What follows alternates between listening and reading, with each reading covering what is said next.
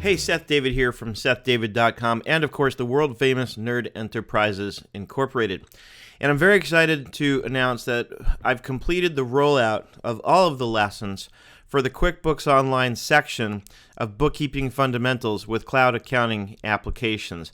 Let me walk you through real quick what you're going to find here. First of all, in the first section, before you even get to QuickBooks Online, you're going to go to the course directory here. And as you scroll down, you'll see the list of live courses. The ones that are linked are actually live. These next three are coming very, very soon. I'm going to start working on them right away. You can go over to upcoming courses, and also you can see a list of some of the Excel templates that we're going to be rolling out soon enough. Meantime, you can actually click here where it says Microsoft Excel templates, and that'll take you over to where you can purchase the templates that I have available at schoolofanswers.com. Now, coming down here, if you want to go to the live course for Bookkeeping Fundamentals, you can click here. You've also got a link here under Course Directory. Either one takes you to the same place. And when you scroll down, you'll get an outline of what's in the course. So you start off on Section 1. Here's your debits and credits. We walk you through, and we do this throughout the course. You're going to see this throughout every QuickBooks Online lesson. We're going to refer back to these T accounts so that you get that foundation, so that you really understand your debits and credits.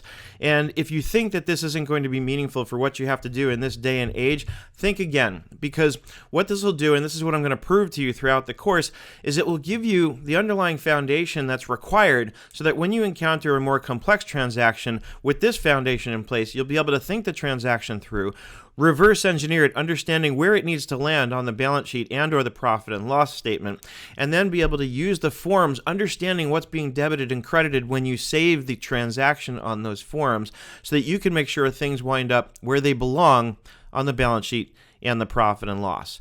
So let's go through this real quick. Again, Section 1 is your basic debits and credits. Lesson 2 gets more into the T accounts and the basic transaction flow.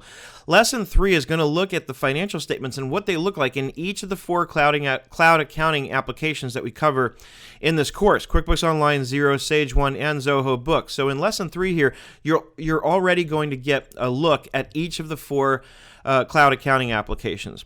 Then we get into Section 2, which is QuickBooks Online. We're going to go through the revenue cycle, which means we're going to talk about your items, or what's called products and services list in QuickBooks Online. We're going to go through everything: how to post an invoice, a sales receipt, receiving payments, managing undeposited funds, so that when you deposit that money, it actually matches up with what went through your bank account. And again, we're going to look at the debits and credits and the T accounts for every single transaction. We're going to look at the expense cycle, which is going to look at how to get any kind of an expense on the books, and again, the debits and credits, and how you're going to use those forms to make sure that the values wind up in the right place on the balance sheet and the profit and loss. In the bank feeds video, we're going to take a look at the basic bank feeds, but then we're also going to dive into the rules and show you how to manage the rules. And somebody commented to me who has seen the video that she didn't know how the rules worked, or didn't know as well as what I showed here. So there's going to be stuff in here that even if you think you're familiar with this, you're likely going to learn something anyway. And again, we're going to go over the debits and credits of everything.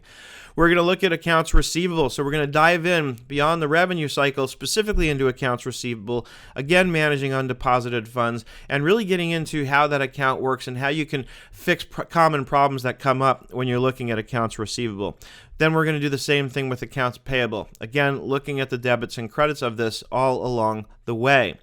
We're also going to look at inventory when we get into accounts payable, because accounts payable is going to look at any type of transaction that could be run through a bill, which is what impacts accounts payable. We're going to look at the fact that when you enter a bill, it always credits accounts payable, and so we're going to analyze what that means in terms of where the debit comes from, looking at the inside of that transaction. So again, really detailed foundation level bookkeeping stuff so that you can approach your bookkeeping with a much better foundation of knowledge to go into it and understand how to handle much more complex transactions than you may already know. So again, inventory is covered here. Fixed assets we're going to look at. Prepaids, anything that can be handled through a bill is going to be covered in the accounts payable section, or lesson rather. How to record customer deposits in QuickBooks Online. I love looking at this in any piece of accounting software, especially when I'm looking at it for the first time, because I'm going to be looking at somewhat non-traditional ways of using what goes onto an invoice. Where an invoice is sort of designed normally to pick up income, we're now going to look at how to use the features of an invoice, the items in your item list, if you will, to pick up a liability. And then we're going to look at how to manage the customer deposits account, and I'm going to show you how to customize the report so you can see very clearly exactly what you have going in, what's been applied, and so on and so forth. We're also, of course, going to look at the whole cycle for how to pick up the retainer and how to apply it to an invoice when the time comes. I'm going to show you two methods, why I don't like one of them and why I do like the other one. Then we're going to get into one of the areas that I think presents the greatest challenge for bookkeepers especially is understanding the equity section and how that works. So we're going to take a look specifically, of course, using QuickBooks Online at how to manage owner's equity. And owner's equity, of course, could be shareholders' equity or partner capital. The nomenclature changes as I talk about in the lesson based on the type of entity, but the concept, the fundamentals of it is exactly the same. So QuickBooks Online is finished, my friends. You can come in here and take the whole QuickBooks Online course from start to finish, and I guarantee you that by the time you're finished with this section, Section 2 on QuickBooks Online, you'll have a very thorough understanding of how to do everything you need to do in QuickBooks Online.